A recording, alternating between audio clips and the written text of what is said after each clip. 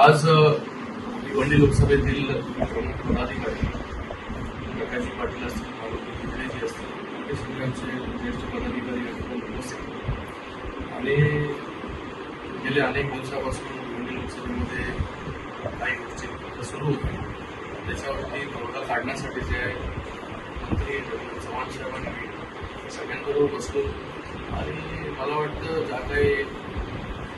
गोष्टी भिवंडी लोकसभेमधील आहेत किंवा झालेल्या आहेत या काळामध्ये ते सगळ्यांवरती पडदा टाकून जो आहे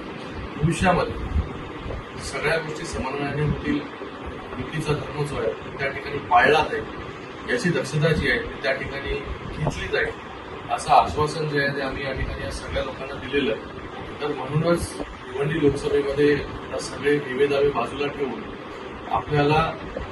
ही निवडणूक जी आहे ही कुठल्या एका व्यक्तीची नाही,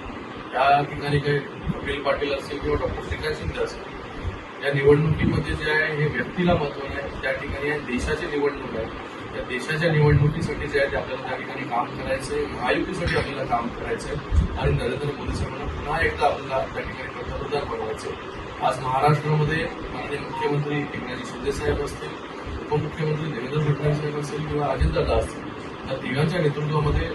महाराष्ट्र जो एक वेगळ्या उंचीवरती जाऊन पोहोचलेला आहे आणि महाराष्ट्रामधून जास्तीत जास्त जागा ज्या आहेत त्या निवडून आणून ज्या आहेत त्या मोदीजींचे हात जे आहेत ते परत आपल्याला बळकट करायचे, त्याच्यासाठी आपल्याला या ठिकाणी काम करायचे आणि सगळे जे आहेत सगळे शिवसेनेचे पदाधिकारी जे आहेत हे आजपासून पूर्ण एक दिलाने जे आहे ते महायुतीचं जे आहे त्या ठिकाणी कामं त्या ठिकाणी करतील आणि भविष्यामध्ये महायुतीचा उमेदवार जो आहे हा मोठ्या मताधिक्याने त्या ठिकाणी विजय होईल. याच्यासाठी सर्व लोक जे आहेत त्या ठिकाणी कामात